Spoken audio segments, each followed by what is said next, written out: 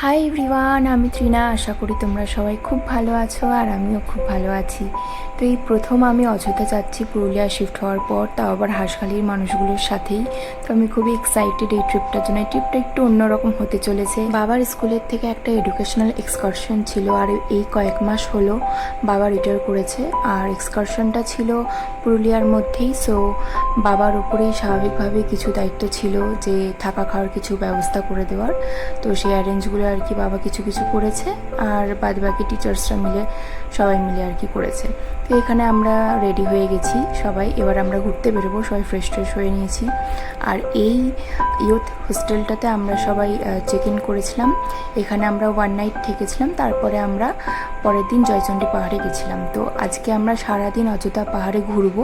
প্রথমেই আমরা চলে এসেছি মার্বেল লেকে। মার্বেল লেকটা তো খুবই সুন্দর, আর এই মার্বেল লেকটা না ম্যানমেড। আসলে যখন আপার ড্যাম তৈরি করা হয়েছিল, তো তখন সেখানে প্রচুর পাথরের প্রয়োজন হয়েছিল। তখন এখান থেকেই সেই পাথরগুলো কালেক্ট করা হয়েছিল। দেখো এখানকার ভিউটা এত সুন্দর যে পলক ফেলতে ইচ্ছে করবে না।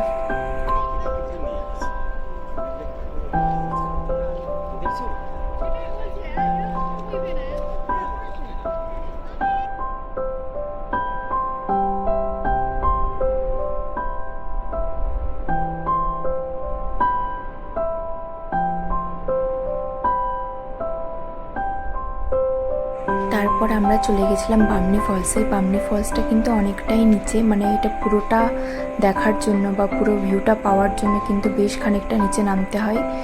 আর প্রথমে দেখছো যে সিঁড়ি করা আছে, বেশ খানিকটা সিঁড়ি পাবে, কিন্তু তারপরে গিয়ে মানে একটুখানি নিচের দিকে গিয়ে কিন্তু আর সিঁড়ি করা নেই। তো তখন এমনি ধাপে ধাপে আর কি নামতে হয়। আর এটা নামতে যতটা মজা, উঠতে ঠিক ততটাই কষ্ট।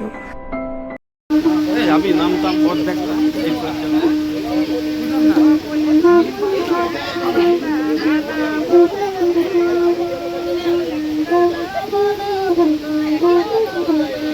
তো যাদের অ্যাস্থমার প্রবলেম আছে, বা যাদের হাই প্রেশার আছে, যাদের হার্টের প্রবলেম আছে, তারা কিন্তু এখানে মানে একদমই নামার চেষ্টা করো না। তখন উঠতে গেলে অনেকটাই কষ্ট হবে, বা যাদের অনেকটাই বেশি বয়স হয়ে গেছে তাদের কিন্তু এই জায়গাটাতে না ওঠাই ভালো।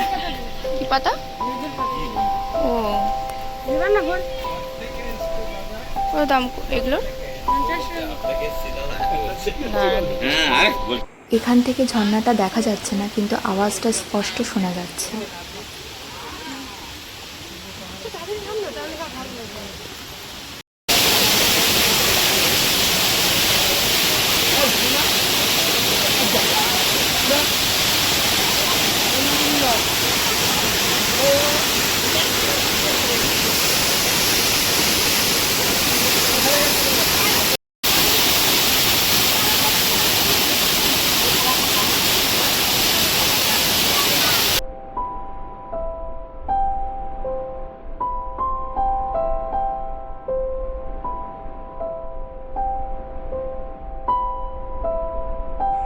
বামনি ফলসের পরে আমরা চলে এসেছি দুর্গা ফলসে। আর প্রত্যেকটা ট্রাভেল স্পটে এরকমভাবে তোমরা চারপাশে দোকান দেখতে পাবে। আর এই দেখো কার সঙ্গে দেখা হলো। ও যেন জানতো যে আমি ওকে আদর করতে আসছি। একদম আমি আসার সাথে সাথে মুখটা বাড়িয়ে দিল আদর খাওয়ার জন্য। এত কিউট আর সত্যি এত সুন্দর ছিল, আমি তো আদর করেই যাচ্ছিলাম। আর ওই যে দূরে পাহাড়ের মাঝখানে যে ড্যামটা দেখতে পাচ্ছ, ওটা হচ্ছে দুর্গা ড্যাম। আর এটা হচ্ছে দুর্গা ফলস। দুর্গা ফলসটা না উপর থেকে দেখা যায়, কিন্তু বামনি ফলসটা উপর থেকে দেখা যায় না। বামনি ফলসটা দেখার জন্য অনেকটা নিচে নামতে হয়। তো আমি আর নিচে নামিনি, সেই জন্য তোমাদেরকে এবারে আমি দেখাতে পারলাম না। নেক্সট টাইম যখন যাব তখন কিন্তু অবশ্যই তোমাদেরকে দেখাবো। এবার শুধু দুর্গা ফলসটা আমি তোমাদের দেখালাম উপর থেকেই। এখানেও আমি নিচে নামিনি, আসলে এত গরম ছিল যে আমি আর মানে নিচে নামার আর আমার এনার্জি ছিল না। তো তারপরে আমরা চলে গেছিলাম লাঞ্চ করতে। তো আমাদের বেশ খানিকটা খিদে পেয়ে গেছিলো, তার কারণ বেশ গরম ছিল, তো অনেকটা এনার্জি ড্রেন হচ্ছিল। তো সেই জন্য সবার প্রচণ্ড খিদে পেয়ে যাচ্ছিলো। আর এই দেখো যেখানে আমরা লাঞ্চ করতে গেছি তার পিছন থেকে জাস্ট ভিউটা দেখো, এত সুন্দর। আমি না এই হোটেলের আগেও খেতে এসেছি, তো তখন আমি দেখেছিলাম এই ভিউটা এত সুন্দর। তো তারপরে আমরা চলে এসেছি চৈতা গ্রামে। তো এই হোটেলের ডিটেলসটা আমি তোমাদের দিয়ে দিই। দুর্গা ফলস থেকে তোমরা যদি চরিদা গ্রামের দিকে আসো, সেই রাস্তায় তোমরা কিন্তু এই হোটেলটা পেয়ে যাবে, ডান হাতে তোমরা এই হোটেলটা পাবে। তো এই হোটেলটা ট্রাই করতে পারো তোমরা, এখানে খুব সুন্দর খাবার পাবে আর তার সাথে এদের ব্যবহারও খুব ভালো।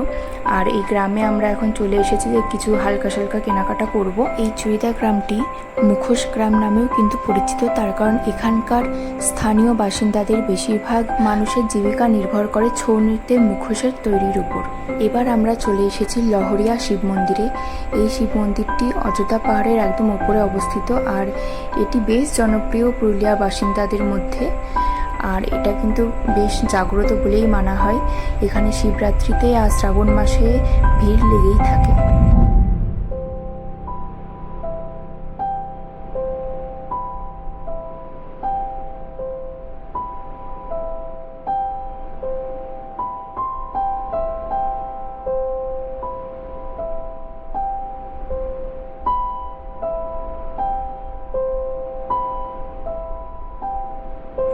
বিকেলের আগেই আমাদের চা পিপাসা পেয়ে গেছে, তো সেই পিপাসা মিটিয়ে আমরা চলে গেছিলাম আপার ড্যামে। সারা দিনের গরমে ঘেমে স্নান করে আমরা রীতিমতো ক্লান্ত হয়ে গেছিলাম, কিন্তু এখানে গিয়ে এত সুন্দর একটা মিষ্টি হাওয়া বইছে, সেই হাওয়াতে যেন মনটা এক নিমেষে চনমনে হয়ে গেল।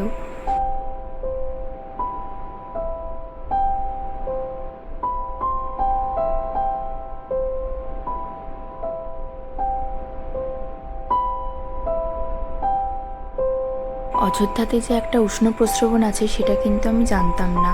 তো তারপরে আমরা সেই উষ্ণ প্রস্রবণটা দেখতে চলে এলাম। এই জায়গাটার নাম হচ্ছে সীতাকুণ্ড। তারপর রুমে ফিরে আমি এখানে রাখি পরাতে বসে গেছি আমার 2 ভাইকে।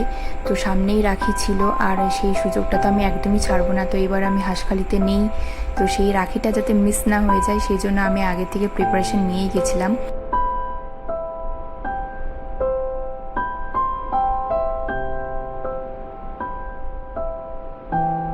ডিনারে ছিল ভাত, ডাল, আলু ভাজা আর একটা মিক্স ভেজের তরকারি, আর তার সাথে ছিল এগ কারি। তো খাওয়া দাওয়া শেষে আমরা সবাই একটুখানি বাইরে এলাম ঘুরতে, আর বৃষ্টি এত সুন্দরভাবে পড়েছে, পুরো ওয়েদারটা ঠান্ডা হয়ে গেছে। কেমন লাগলো ভিডিওটা অবশ্যই জানিও। দেখা হচ্ছে পরে একটা ভিডিওতে। সবাই সুস্থ থেকো, ভালো থেকো, টাটা।